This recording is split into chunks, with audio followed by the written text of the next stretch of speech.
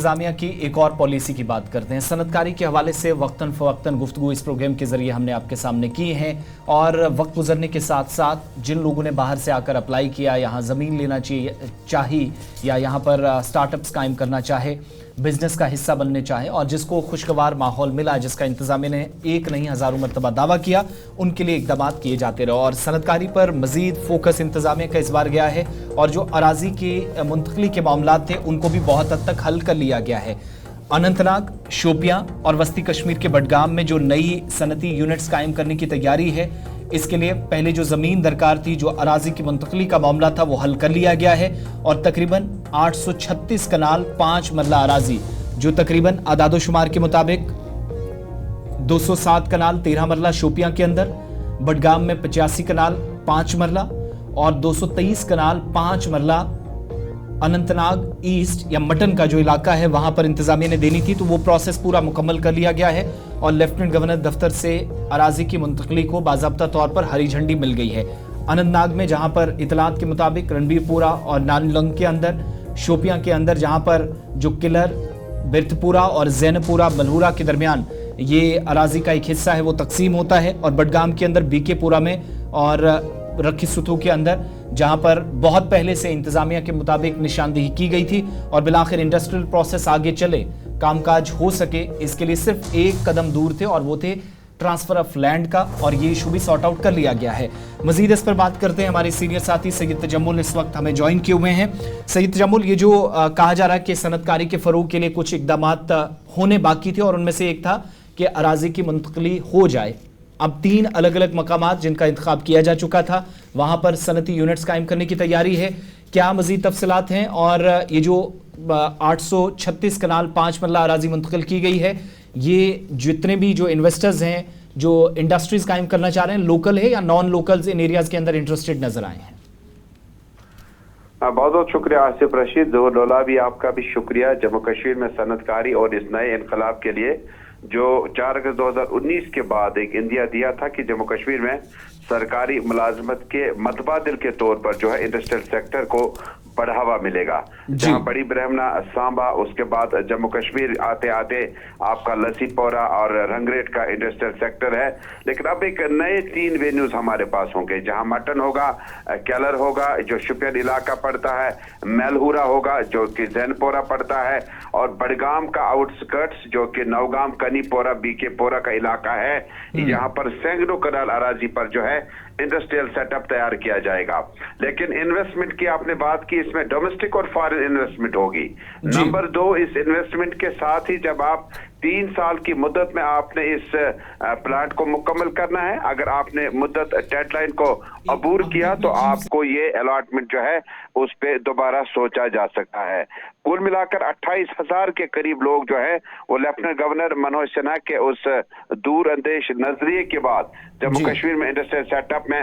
नौकरियां पाने में तकरीबन नजदीक पहुंच रहे हैं। क्योंकि जब आप एक कारखाना लगवाते हैं, अगर आप कॉटन का कारखाना खोलते हैं तो आप उसमें न सिर्फ तमाम जेंडर्स के लोग उसमें काम हासिल कर पाते हैं, बल्कि इन्वेस्टमेंट के बाद आपको दोहरा फायदा भी हो जाता है। लेकिन आसिफ, जब आप कश्मीर आते आते रंगरेट इंडस्ट्रियल सेक्टर और उसके बाद HMT और उसके बाद बागेली मर्दान, लाल बाजार वाला साइड, जडीबल वाला साइड, और इन इलाकों में जब आप देखते हैं तो वसत हम नहीं दे पाए। जितनी हमारी जमीनात थी, अराजी थी, उसको तबादला किया, मुंतकिल किया। लेकिन उसके बाद एक शख्स ने अगर कोई इंडस्ट्रियल सेटअप खोलने के लिए लीज पे आपने जमीन खरीदी है, वो इसको रिलीज करके यानी उसको दोबारा दूसरे शख्स के सुपुर्द कर सकता है और ये स्कीम बराबर जारी रहेगी। लेकिन कुल मिलाकर ये जो सनती इनकलाब बर्पा होने जा रहा है, उसमें लोकल्स को जो कि स्किल्ड या non skilled graduate, post graduate या मैट्रिकुलेट हों, उनके लिए अब इजाफी जिम्मेदारियां मिलेंगी। क्योंकि इंडस्ट्रियल सेटअप में एक तो वो खुद कारखाना खोल सकते हैं, खुद एम्प्लॉयर हो सकते हैं और एम्प्लॉय भी बन सकते हैं। यानी दोनों सूरतों में नौजवान बच्चियों को जो है अब रोजगार के मजीद मौके फराहम हो जाएंगे। लेकिन जम्मू कश्मीर में पावर सेटअप और उसके बाद नो ऑब्जेक्शन सर्टिफिकेट और उसके बाद डिपार्टमेंट के इश्तराक के बाद ये आइंदा कुछ सालों के लिए हमारा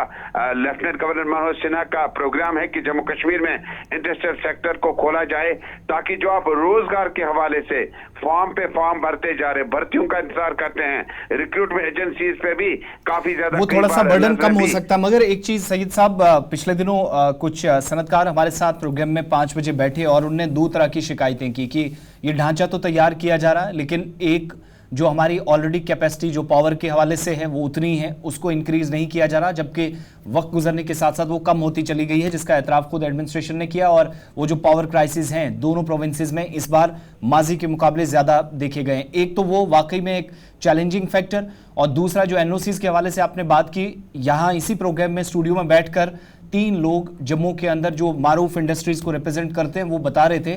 कि एनओसीज के हवाले से अगर कल को जाकर आपको कोई कागजात भी अपडेट करने हैं तो महकमाना जो कार्रवाइयां हैं, जो उनकी तरफ से रिस्पांस वक्त पर आना चाहिए था, चाहे वो पोर्टल के जरिए हम अप्लाई करें, बहुत लेट आता है। तो ये 2 चीजें, इन दोनों मेजर फैक्टर्स पर काम हुआ है इस पूरे ढांचे की तैयारी से कबल या इसे मतलब से पहले कि कल को जाकर जो शिकायतें पावर के हवाले से है, नंबर 1, और नंबर 2 जो आप फॉर्मेलिटीज पूरी करते हैं उस हिसाब से भी बहुत सारी जगहों पर रिस्पॉन्स बहुत लेट कर रहा है।